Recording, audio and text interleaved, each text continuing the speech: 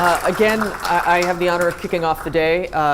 This morning I will not be making you hungry with lots of pictures of food. This presentation is, I will say, a lot more data-driven, a lot more information-driven, and will give you, hopefully, a good overview of corporate video management today, what it means, what offerings there are out on the market, and how you might think about corporate video management for your own organization. So, let's talk about corporate video. For those of you who are trying to sort of justify an investment in corporate video, I just wanted to start with some statistics, some studies, some information about the state of video today and the increasing need for video, the increasing effectiveness of video, the increasing presence of video in just about everything we do online today. Not just when I say online, it doesn't just have to be internet driven, it can also be the other sorts of mediums that we interact with, such as television. So I like to use e-commerce as an example for a driver of video, because this is actually, I think, underemphasized as far as a reason why video has really caught on in recent years. Internet Retailer did a study last year saying that consumers who go to a website and actually watch a video that has to do with a product are 85% more likely to buy that product. And that's a huge difference. We're not talking 5% or 10%, we're talking 85%. And there's something about the experience of actually watching what it might be like to wear that product, use that product, experience that product, whether it's a game, an article of clothing, whatever it might be, when there's video that compels people to actually take an action. So it shows how video can really help us monetize the sorts of things that we're doing. Video advertising is the fastest growing category of online advertising today. So that's in terms of the ad agencies that are producing it have more and more work in that regard.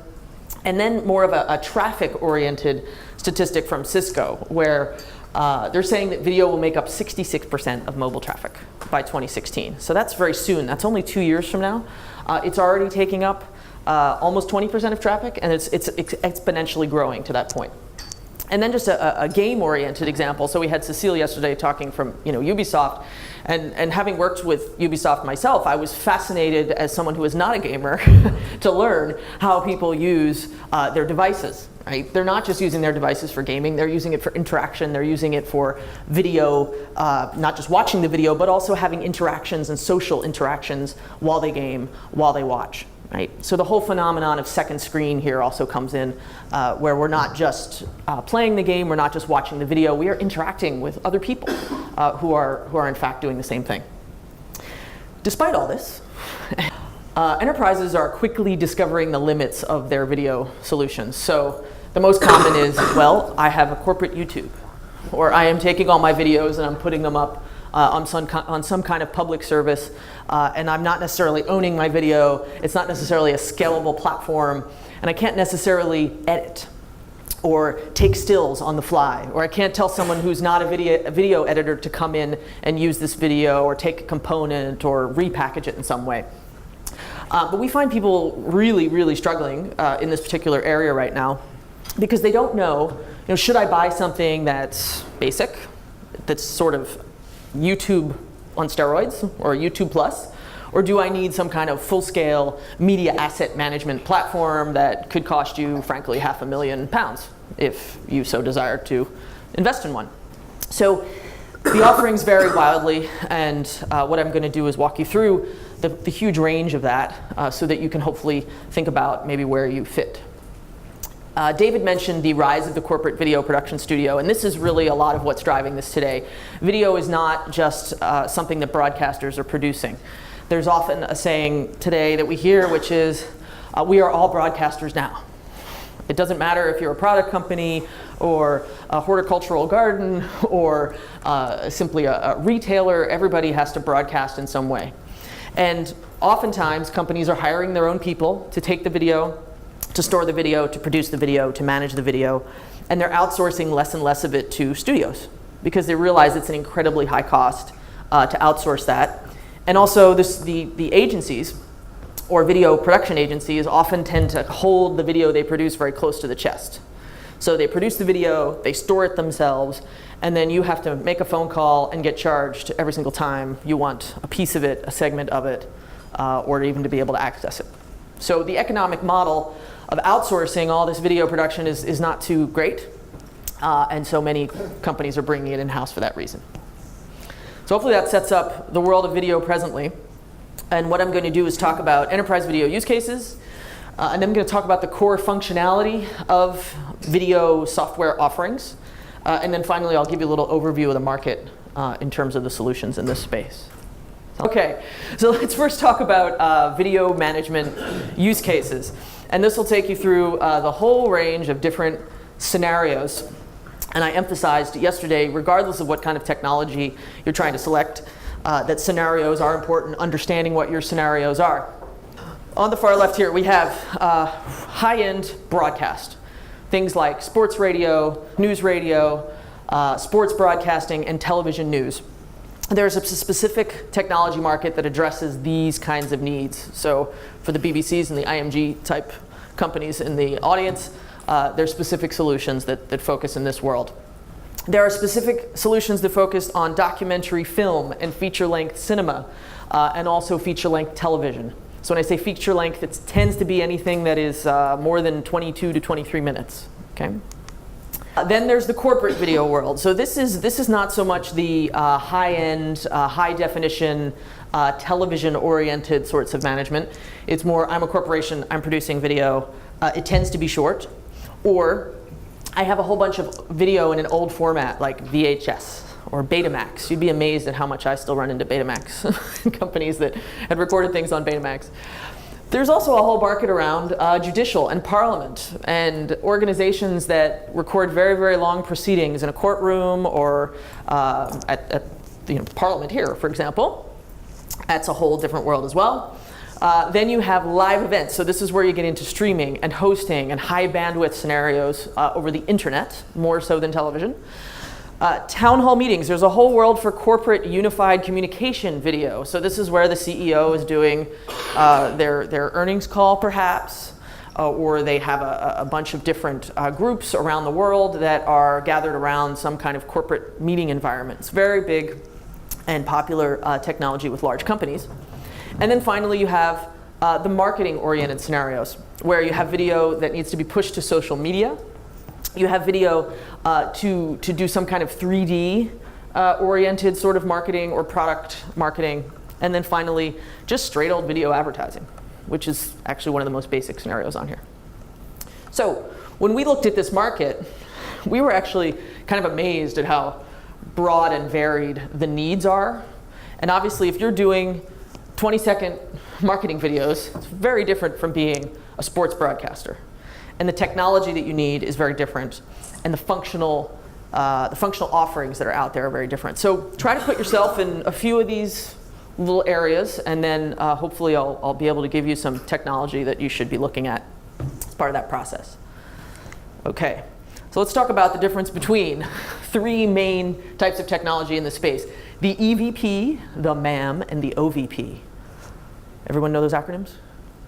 No, not everybody. Good. That means we're all going to learn. Okay, first, EVP is an enterprise video platform, specifically, or UC, Unified Communications.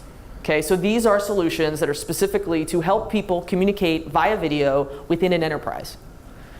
Okay, so what do you get? This is use cases that are oriented towards internal communication, video conferencing, executive communication, town halls, e-learning, training, web conferencing, etc. Big global companies with lots of big TVs and cameras all over the place to try to cut down on travel costs. This is a huge market. Big companies spend hundreds of thousands and millions of dollars and pounds and euros and whatever on this sort of technology. And it's a different set of technology than what broadcasters would use. A media asset management platform is a different beast altogether. This is oriented towards broadcast media management. So this is where you put a broadcast quality video in a system. It componentizes that video, breaks it into pieces for you. It allows you to do management of those pieces, tagging of the individual pieces. It also has industry-specific functionality, especially for sports. And I'll show you some examples of what that means. Finally, we have online video platforms. Online video platforms are the ones that are geared more towards the marketing use cases.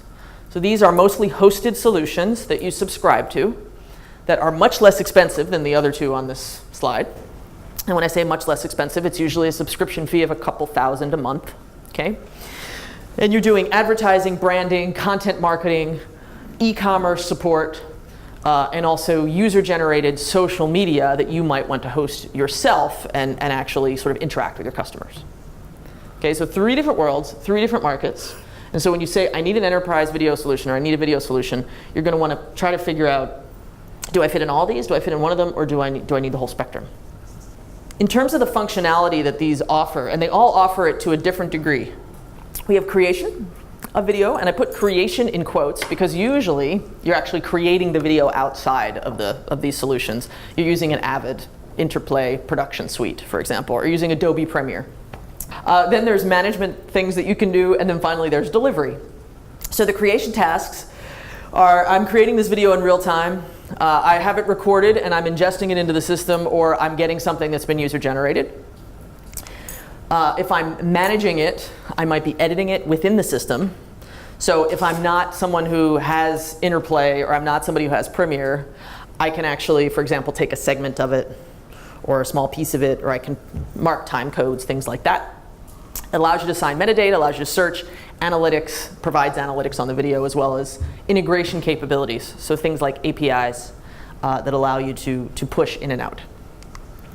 And then finally, delivery. So things and technology that allow you to say, OK, I want to deliver to the iPad. I want to deliver to high-definition television. Sometimes has a video player, caching, CDNs, rights, and security. So I've given you a whole bunch of thick data now, and I'm going to show you examples pretty soon. This whole spectrum, and this is sort of the key takeaway here, does not tend to be done with one technology. It tends to be done with anywhere from 2 to 5 technologies. If you're a broadcaster, you probably have different pieces along this whole equation. You probably have a production tool, you probably have unified communications, you probably have a MAM, and then you probably have a content delivery network, and maybe even some OVPs for low resolution delivery. So again, if you are thinking, I need a video solution, it's probably not one technology. It's probably several. Here's an illustration of what this looks like from a vendor view. This is a Swedish vendor called Screen9, sorry.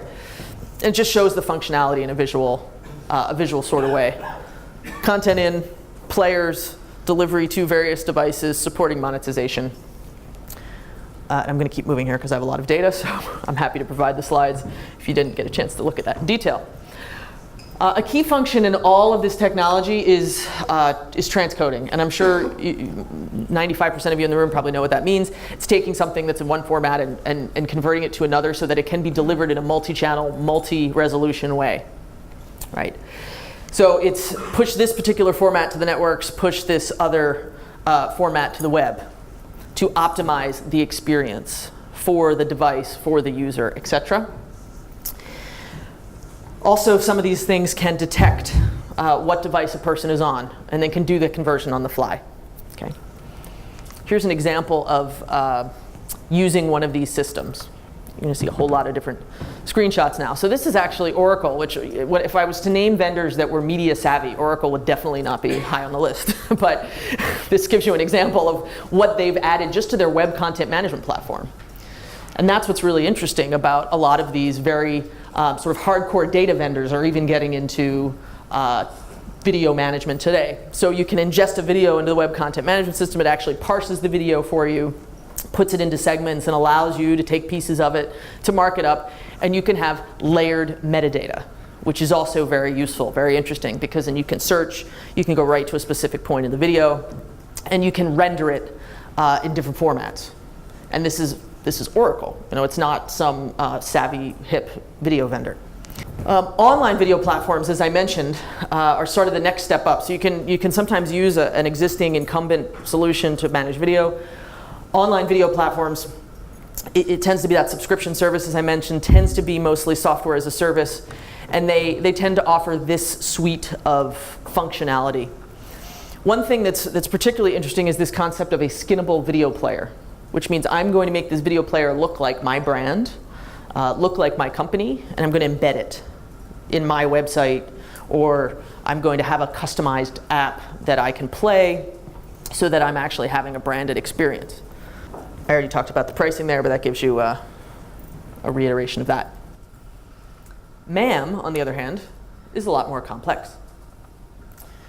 This is our rating criteria for media asset management. And these solutions, because they're extremely expensive, the typical media asset management deal that I see with a media company in the UK will start at about £250,000 to £300,000. And that's just for the licenses. And oftentimes the cost of the implementation goes up, well, $1 million or more. Okay. And they do offer a very, very wide array of functionality. This, again, gives you an idea of how we rate the vendors. This is the lens through which we examine the market. And it's very, very broad, very, very wide-reaching. But I think you'll see in some cases, as I show you some examples, that it's not an experience that feels very modern from a user experience standpoint. So I'll talk about some of the challenges there. OK, here comes all these examples. This is a OVP, online video platform, that's offered by a US vendor called Widen. They have their own OVP. And it's super simple, right? You can put a video in. It generates a URL for you. That's what's in this little window right there. And then you can embed that in your website. So that's the simplest sort of form of video management. You're producing it outside of the system. You're doing it only in low resolution. You're sticking it in here. You're going to have a bit of metadata on it. And then you can embed that URL in your website. Doesn't really do much else. Here's the next step up. And the vendor's in the room, so they're going to put their head up here. So this is Atom. So this shows some video management components that they have. And Atom didn't have a long history in video. And they've dipped their toes in this water relatively recently. And this shows what their interface looks like in terms of having a video thumbnail, having some stills from the video, having the audio parts of the video. You can manage the subtitles of the video, and also create packages that incorporate or use the video. And their term for packages is a collection of assets brought together around the video. So you can see this is a step up from the last one. Okay. Here's one that's a little more complex. This is North Plains. And what you have here is a storyboard. Okay, so you got the video ingested in this case. And then it allows you to examine, mark up, comment on the different frames within the video. Okay, so you're actually able to go in, put a square around a particular part. That comment says, what is this? And this actually allows video collaboration. So that's another step up in functionality as it gets more complex, as it gets more expensive, frankly. Allowing you to do that, take the stills from the video, and also export it in different formats in this case. There's another paradigm I'd like to introduce, which is not just the production of the video, but also the management of video on tablets. So when we talk about video, we're often very, very focused on the consumer, the end consumer of the video, but not necessarily how do I manage the video as an enterprise video person. So this shows MediaBeacon, another vendor in this space, that they very specifically use Safari on the iPad to allow you to manage video within their interface. So I'll show you what that looks like. And this is a nice example because it uses multi-touch, right? So I'm using fingers to grab a bunch or select a bunch of different videos. I'm able to sort of pinch and open it up and make it look bigger, smaller, and actually play it in the format that I want. And I can assign metadata, I can do reviews, I can do approvals, all from my iPad. So for the corporate video manager, this is a very effective and nice way to work. Right? I don't have to have a big, powerful computer to actually review, approve the video. And this is becoming increasingly popular, so MediaBeacon's definitely not the only vendor to do it. Here's another North Plains example. This is Vire, the vendor they acquired. The product's called Onbrand. And they also have a very web-friendly interface that allows you to upload video, play video, assign metadata, and do a bunch of other very sort of basic things right from your iPad. Here's another collaboration example. Very similar to the North Plains example, except that this is a SaaS, software as a service vendor called ConceptShare. And very specifically, they allow you to drop in low resolution format video. They create the storyboard right here. They allow you to drag and make it different sizes, just as if you were in PowerPoint, for example, and then mark it up with arrows, comments. It's kind of like interacting on Facebook. In fact, they specifically have said their strategy is to make it like interacting on Facebook with the media and to be able to process that through a workflow. You can put sticky notes on it, things like that. OK, then we get into the much more complex stuff. This is Avid Interplay MAM. OK, so if you have Avid Interplay Production, that's different. Avid Interplay Production is what is used to produce the video. This is actually what's used to manage the video. They actually acquired a vendor, a German vendor called Blue Order, about 4 years ago. And this really shows, how would I put it, a typical big vendor strategy in this space. They want to own the whole end-to-end process. So when I talked about video creation and then video management, video deployment and delivery, vendors like Avid, other vendors that are big like Autonomy, OpenText, you see them moving in the same direction where they want to own more and more of that equation. So that either happens from a development perspective or a purchasing perspective. In Avid's case, they purchased. And what we have here is, very specifically, a video from NASA, the US Space Administration. And what they allow you to do here, which is nice, is do layered metadata. So you've got, if I could point here, there's one screen and there's the next screen, and you've got specific metadata for each layer. They call it strata. Don't know why, but that's what they call it. And it allows you to do time codes. You practically can edit in this thing, as if you were a full throttle video editor. So it's getting more and more advanced. And this is where you're starting to talk about hundreds of thousands of quid here for these sorts of functionalities. Here's another super fun one. So here's an example from Mediaport A. And I think this is one of the most interesting video interfaces I've seen anywhere, anyone do. And you've got a whole bunch of videos here of various interviews with fashion designers, supermodels, catwalk sorts of things of fashion models. And you've got a tag cloud over here of the different metadata having to do with these videos. And it's also got a browsable navigation over there on the left-hand side, where it's by year, it's by location, it's by model, it's by designer, et cetera. And the reason I really like this is because you can actually see the thumbnail is actually quite complex. Your typical video browsing experience, you have one thumbnail, and you're not really sure, is this the right video, because you're only seeing that first screen. And many technologies today, many video technologies today, they automatically thumbnail the first screen. And I've worked with organizations where the first screen is always the same thing. It's the brand, for example, or it says, you know, this particular company, or it has some kind of product symbol. And so you can't really get into the detail. Is this the right video that I want to download? So I like this particular interface because it actually gives you a good sense of what's inside the video before you take the time to download it, watch it, stream it, et cetera. And this particularly was done with MediaBeacon.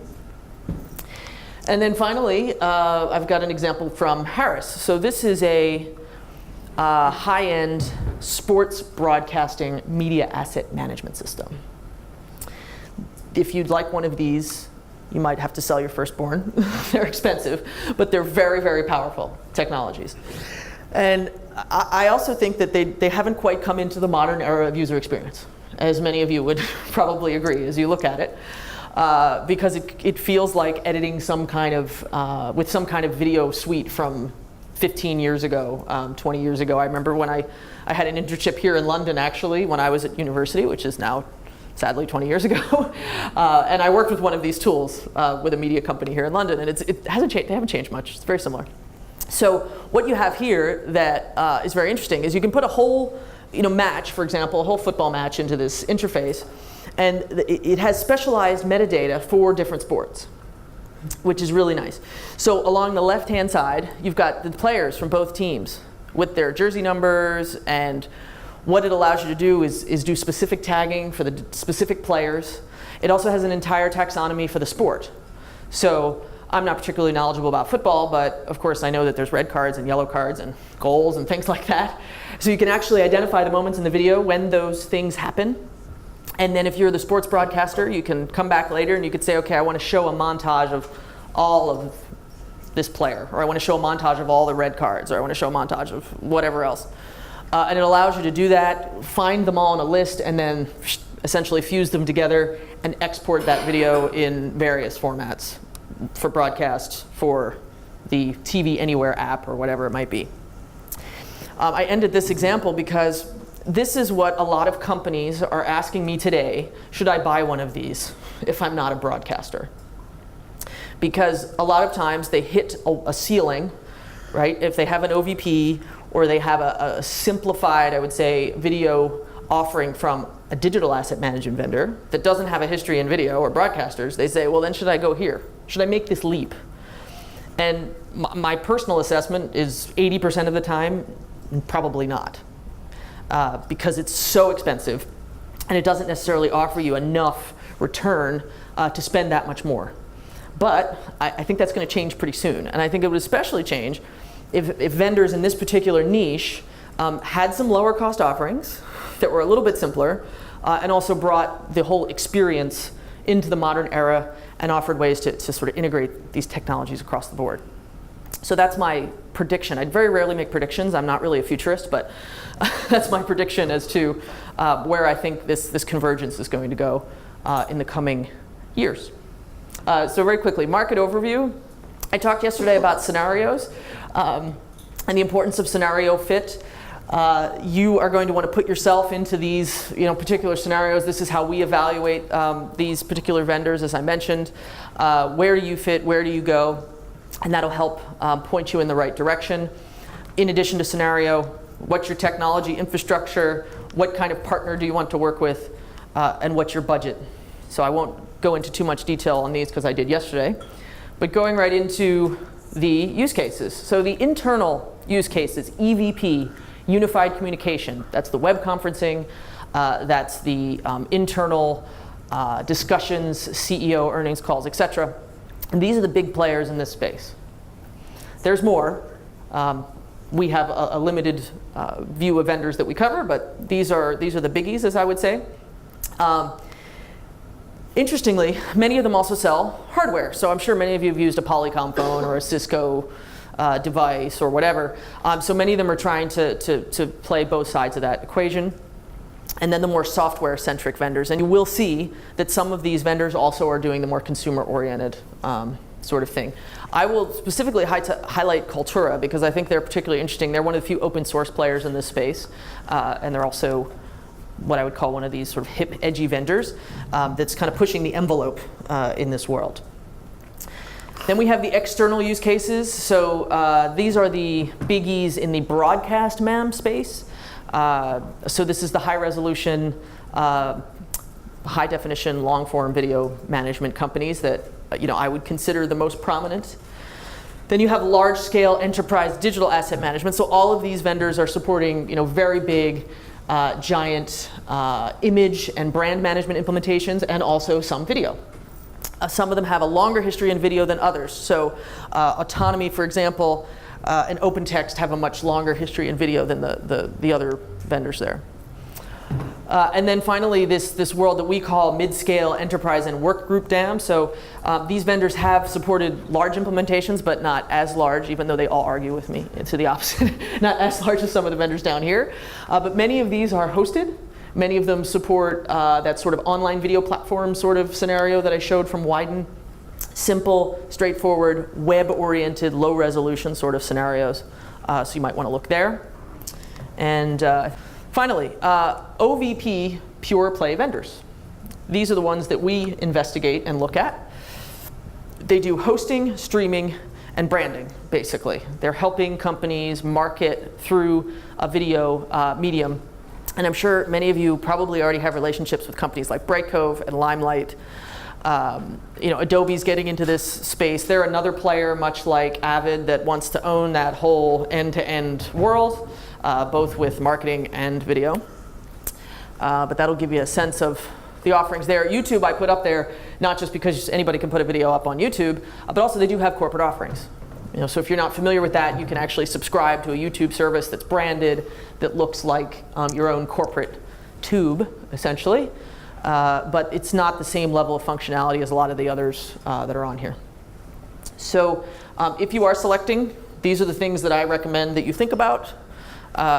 What do you want in each of these categories? Do you want something hosted? Do you want to own it yourself on-premise?